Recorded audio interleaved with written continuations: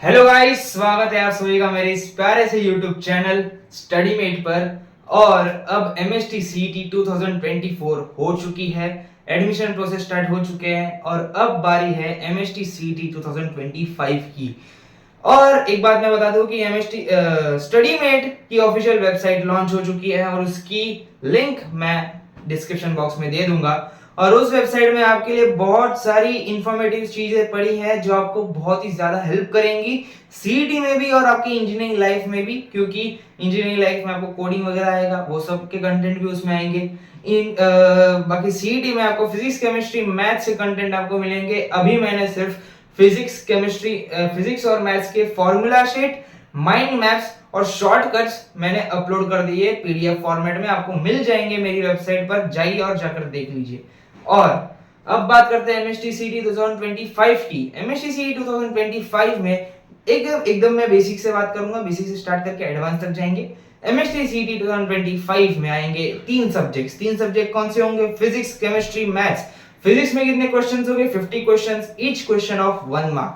Chemistry में 50 questions, each question of 1 mark. Maths में 50 questions, each question of 1 mark. यानी कि मैथ्स 100 मार्क का होगा, फिजिक्स 50 मार्क का होगा और केमिस्ट्री 50 मार्क्स का होगा।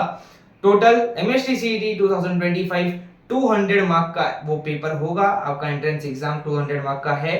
और उसमें एग्जाम पैटर्न कुछ इस तरह होता है कि जेईई मेंस में क्या होता है कि आपको फिजिक्स, केमिस्ट्री, मैथ्स तीनों कंबाइन आपको 3 आवर्स में आपको सॉल्व करना होता है। आप बीच में शफल कर सकते हो, जैसे कि आपने फिजिक्स के 2 क्वेश्चन सॉल्व किए, बाद में आपने मैथ्स के 5 क्वेश्चन सॉल्व किए, बाद में केमिस्ट्री के 3 क्वेश्चन सॉल्व किए, आपने वापस फिजिक्स में शिफ्ट किया।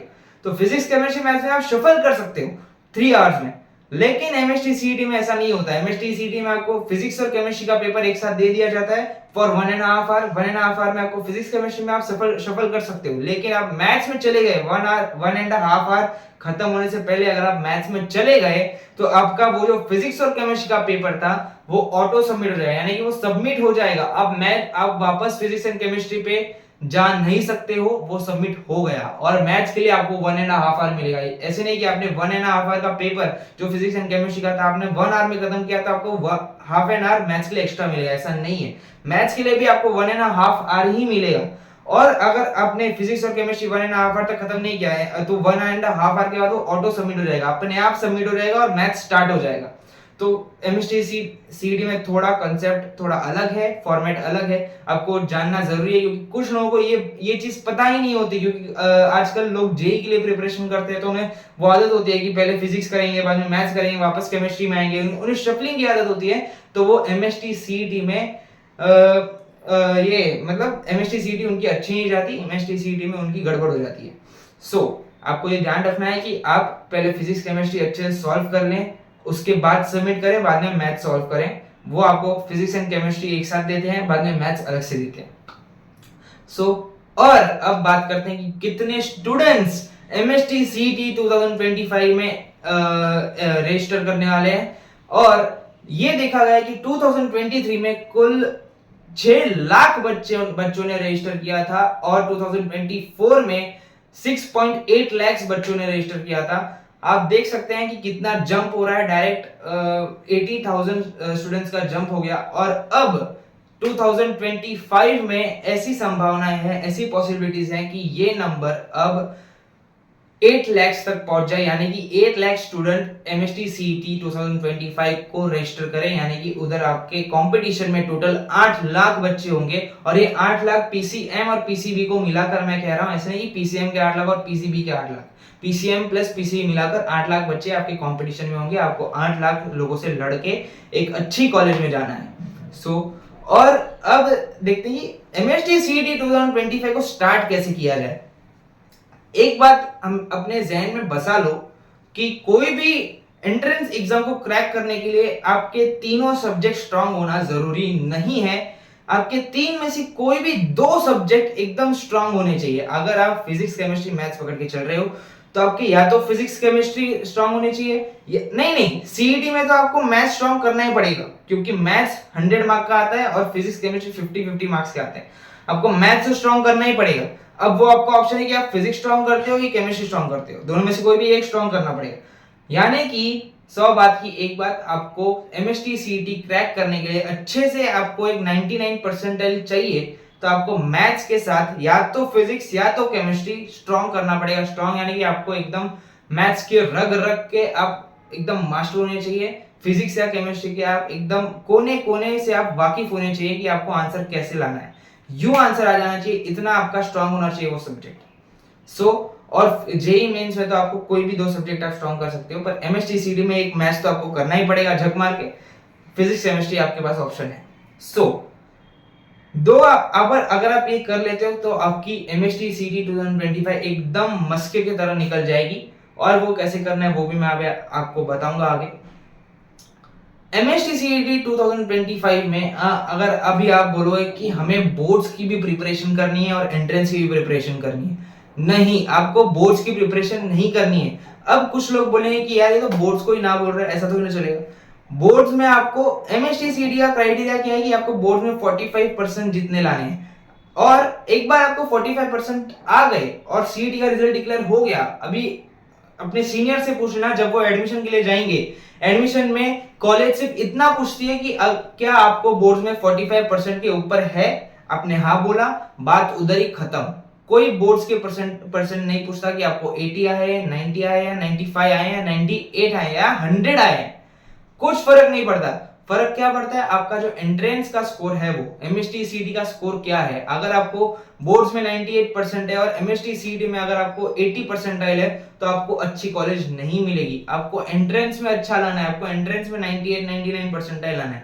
बोर्ड में भले आप लाओ 80 85, अच्छी बात है, 80 85 लाना चाहिए, लेकिन अगर आप ऐसे कह रहे हो कि मुझे बोर्ड्स की प्रिपरेशन करनी है और सीईटी में बाद में करूंगा, तो ये बहुत गलत बात है, आप बहुत बड़ी गलती कर रहे हो। क्योंकि इस टाइम पर मैंने क्या कहा कि 8 लाख बच्चे एग्जाम देने वाले हैं, 8 लाख में से 6 लाख बच्चे ऐसे हैं जो बोर्ड्स की तैयारी कर रहे हैं और ये कह रहे हैं कि मैं एंट्रेंस बाद में कर लूंगा, और ये बहुत बड़ी गलती है। आपको ये नहीं करना है, आपको एंट्रेंस करना है। क्योंकि जब आप एंट्रेंस करते हो, एंट्रेंस का फॉर्मेट क्या होता है, जो बच्चा टॉपर होता है वो क्या करता है कि एंट्रेंस करने के टाइम पे पहले वो एक अच्छा लेक्चर देखता है, या तो वो कोचिंग से लेक्चर करता है या तो यूट्यूब से लेक्चर देखता है। अच्छे से लेक्चर वो देखेगा, बाद में वो अच्छी नोट्स बनाएगा, जो जो सर बोल रहा है वो नोट्स में लिखेगा एकदम अच्छे से, और वो नोट्स को रोज रिवाइज करेगा।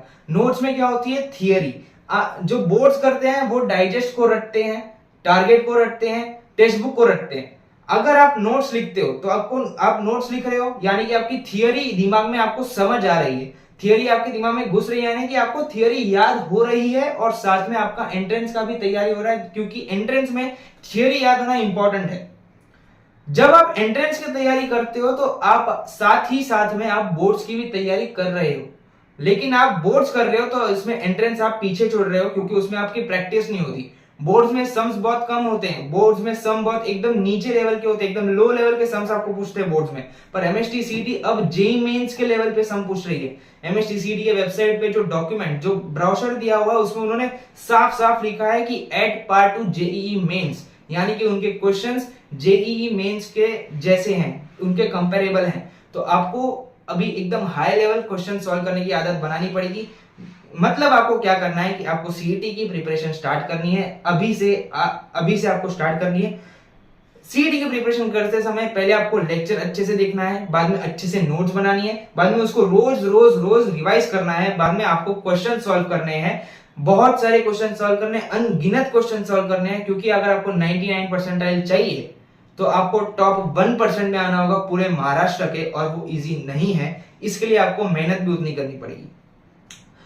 एक बात आपको क्लियर हो जानी चाहिए कि आपको बोर्ड्स की तैयारी करते करते एंट्रेंस को साइड में नहीं रखना है, आपको एंट्रेंस की तैयारी करनी है। और आप जब एंट्रेंस की तैयारी अच्छे से करोगे तो आपका बोर्ड्स अपने आप हो जाएगा, आपको पता भी नहीं चलेगा कि आपको बोर्ड्स की चीजें आने लग गई हैं। क्योंकि आप जब एंट्रेंस की तैयारी करोगे आप पहले थियरी करोगे। क्योंकि मैं एक बात बता दूं, फिजिक्स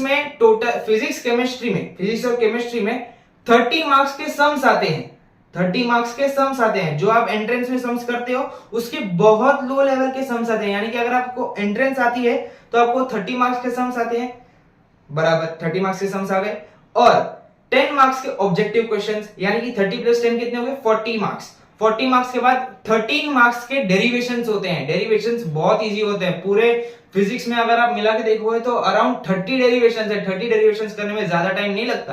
30 डेरिवेशन कर लिए तो आप टोटल कितने मार्क्स हो गए? 53 मार्क्स हो गए। 53 70 मार्क का पेपर है, उसमें से आपको 53 मार्क्स फिजिक्स और केमिस्ट्री में दोनों में इंडिविजुअली मिल जाएंगे। तो सोचिए बाद में जो 17 मार्क्स है वो आप थोड़ा करके लास्ट में करके आप कवर कर सकते हो। जब आप एंट्रेंस की प्रिपरेशन करते हो तो आपकी बोर्ड्स की प्रिपरेशन अपने आप हो जाती है। तो आपको एंट्रेंस की प्रिपरेशन आज से स्टार्ट करनी होगी। अब मार्क्स वर्सेस परसेंटाइल का फंडा क्या है? मार्क्स वर्सेस परसेंटाइल मतलब यानी कि 2024, 2023, 2022 में ये देखा गया है कि जब आप 100 मार्क्स लाते हो तो आपको 95 परसेंटाइल मिल जाता है, और जब आप 135 क्रॉस करते हो तो आपको 98, 99 परसेंटाइल मिल जाता है। यानी कि 200 में से जब आप 100 क्रॉस करते हो तो आप 95 प्लस वाले रेंज में आ जाते हो, यानी कि आपको टॉप 5 कॉलेज मिलने के चांसेस बढ़ जाते हैं। और जब आप 135 क्रॉस करते हो तो आपको VJTI, COEP, DJ Sanghvi, SPIT जैसी कॉलेज मिलने के चांसेस बढ़ जाते हैं, क्योंकि आपको 98, 99 परसेंटाइल जितने आ जाते हैं। तो आपका गोल क्या होना चाहिए कि मुझे MST CET 2025 में कम से कम 130 मार्क्स तो लाना ही है, अगर मुझे टॉप 3, टॉप 4 कॉलेज में जाना है तो। अभी से वो गोल आप दीवार पर चिपका लीजिए क्योंकि मुझे इतने मार्क्स चाहिए। और एक चीज, अगर आप MST CET के साथ साथ JEE मेंस के PYQ सॉल्व कर रहे हो तो आपको एक बोलते हैं ना कि आपके CET के प्रिपरेशन में 4 चांद लग जाएंगे, क्योंकि अभी आपके पास पूरा 1 साल पड़ा हुआ है। और ऐसे ही नहीं है कि आपको 12th का सिलेबस करना है, 12th के सिलेबस के साथ साथ आपको 11th के 10 चैप्टर्स भी करने हैं। फिजिक्स में आपको 12th के तो चैप्टर्स करने ही है, 12th के 16 चैप्टर्स आते हैं फिजिक्स में, साथ ही में 11th के गिने चुने 10 चैप्टर जो CET की वेबसाइट पे दिया हुआ है वो भी स्क्रीन पर आपको डिस्प्ले हो रहा रहेगा कि कौन से चैप्टर्स करने हैं। यानी कि आपको टोटल 12th के 16, 11th के 10, यानी कि फिजिक्स, केमिस्ट्री, मैथ्स के आपको टोटल 26 चैप्टर्स करने हैं। अगर आप आज से स्टार्ट करोगे तो आपका अगले साल तक हो जाएगा, एकदम अच्छे से हो जाएगा प्रैक्टिस करके। MST CET 2025 में प्रिपेयर करने के लिए आपको क्या क्या करना है मैंने अभी बता दिया है। और मैं कल या फिर परसों में और एक वीडियो डालने वाला हूं जिसमें मैं एक बैच के लॉन्च की बात करूंगा, जहां पर आपको एकदम डिटेल में लेक्चर मिलेंगे। JEE मेंस के लेवल के वो लेक्चर होंगे, फिजिक्स का पूरा सिलेबस 12th का, मैथ्स का पूरा सिलेबस 12th का, पूरा सिलेबस आपका कवर हो जाएगा। और उसमें आपको मैं एक चैप्टर को 3 या 4 लेक्चर में तोड़ के बताऊंगा एकदम डिटेल में। अगर आप वो लेक्चर दें आपको 99% आएंगे ही आएंगे, किसमें CET में आ जाएंगे। और उसमें मैं वेबसाइट में वो सारे लेक्चर्स तो आपको YouTube में दिखेंगे, लेकिन जो नोट्स है, जो प्रैक्टिस शीट है, जो PYQs है, वो आपको वेबसाइट पे मिल जाएंगे। तो पूरी प्रिपरेशन आपको स्टडी मेट के थ्रू भी हो सकती है। आप दूसरे प्लेटफॉर्म से कर रहे हो तो वो भी अच्छी बात है, लेकिन स्टडी मेट में आपको A to Z रिसोर्सेज आपको मिल रहे होंगे, टेस्ट वगैरह सब मिल जाएगा। तो अभी आपको क्या करना है कि अब एक स्केड्यूल बना लीजिए अपने दिन का, और कॉलेज वगैरह आपको कैसे मैनेज करना है वो सब आप बना लीजिए। और एक बात ध्यान रखिए कि आपको बोर्ड की प्रिपरेशन नहीं करनी है, आपको एंट्रेंस की प्रिपरेशन करनी है, क्योंकि एंट्रेंस की प्रिपरेशन करते करते आपका बोर्ड अपने आप निकल जाएगा, आपको पता भी नहीं चलेगा। MST CET 2025 के लिए आपको बहुत ही ज्यादा बेस्ट ऑफ लक। तैयारी शुरू कर दीजिए, पढ़ते रहिए, हंसते रहिए। मिलते हैं अगले वीडियो में। जय श्री कृष्ण।